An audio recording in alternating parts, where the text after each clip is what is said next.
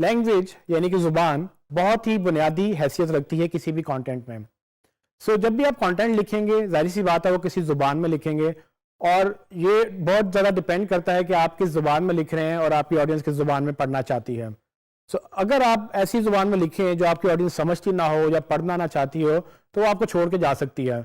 हमने ये ध्यान में रखना है कि जब भी हम कंटेंट क्रिएट करें, हम उसको प्रॉपर लैंग्वेज भी डिसाइड करें, और लैंग्वेज हमेशा डिसाइड होती है ऑडियंस के साथ। लैंग्वेज इस तरह से अहमियत की हामिल है कि फॉर एग्जांपल अगर मुझे पश्तो नहीं आती और मैं आपकी वेबसाइट पे आया हूं जो कि पश्तो में है, तो मैं उसको शायद ना समझ पाऊं और मैं आपको छोड़ के जा सकता हूं। और अगर इसी तरह से आपको फ्रेंच नहीं आती और मेरी वेबसाइट फ्रेंच पे है और आप जो है मेरी वेबसाइट पे आएंगे, तो आपको कुछ समझ नहीं आएगी और आप छोड़ के चले जाएंगे। अगर मेरी प्रोडक्ट सिर्फ फ्रेंच पीपल के लिए है, तो फिर तो ठीक है कि मैं चाहता ही नहीं हूं कि कोई और मेरी वेबसाइट के ऊपर आए।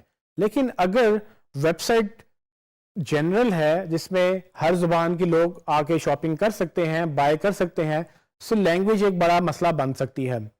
नॉर्मली ज़्यादातर जो इंटरनेट है वो इंग्लिश लैंग्वेज में है, पर बहुत सारी वेबसाइट्स या बहुत सारी कंपनियां ये पसंद करती हैं कि वो जिस मुल्क में काम कर रही हैं उस मुल्क की लैंग्वेज को भी वो यूज़ करना चाहती हैं। इंटरनेशनली इसका बहुत ज़्यादा रिवाज है। पाकिस्तान में भी आपने देखा होगा कि अगर आपने कोई वेबसाइट देखी है तो पॉसिबिलिटी है कि उर्दू में भी उसका वर्जन हो, नहीं तो उर्दू अखबार तो आपको बहुत सारे मिल जाते हैं। लैंग्वेज में आपने जो चीज़ें ध्यान में रखनी है वो तकरीबन 3 है। 3 चीज़ों का आपने ध्यान रखना है, जिसमें सबसे पहली ग्रामर है।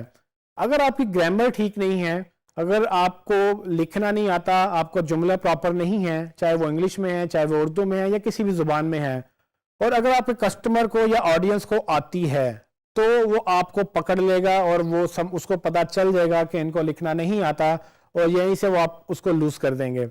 अगर आपका कस्टमर या ऑडियंस ये अंडरस्टैंड कर ले कि इनको तो लिखना भी नहीं आता, वो आपकी प्रोडक्ट को नहीं देखेगा, वो आपको वैसे ही छोड़ के चला जाएगा।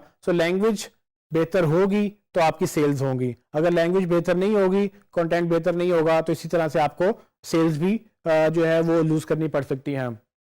दूसरी चीज जो इंपॉर्टेंट है लैंग्वेज के अंदर वो है स्पेलिंग्स अगर आपकी गलत हैं वेबसाइट के ऊपर, तो वो भी आपकी नॉन सीरियसनेस को शो करती है।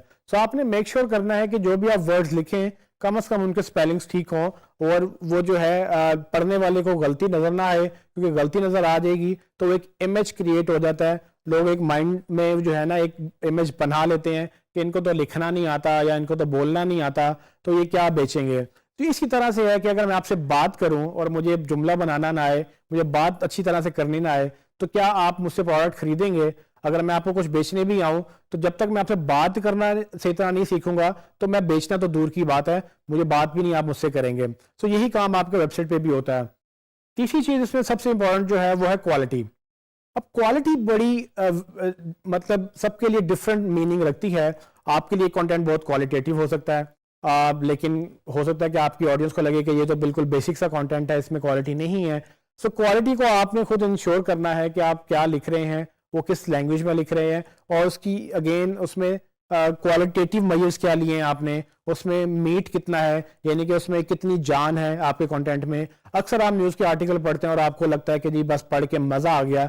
वो पढ़ के मज़ा इसलिए आता है कि उसमें अल्फाज का जो चुनाव होता है वो बड़ा अच्छा होता है, वो बड़ी अच्छी लैंग्वेज में लिखी हुई होती है।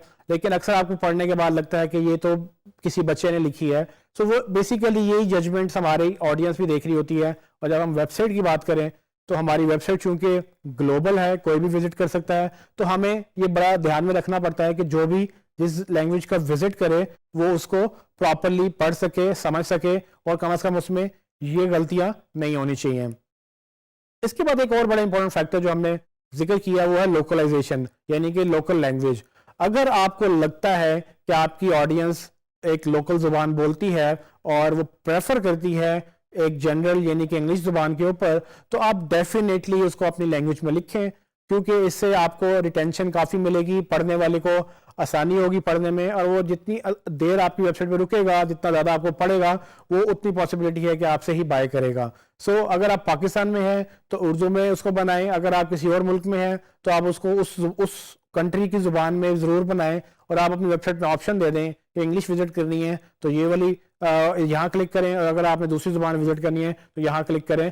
इस तरह से ये होता है कि आपको मल्टीलिंगुअल वेबसाइट्स बनाने में आसानी होती है।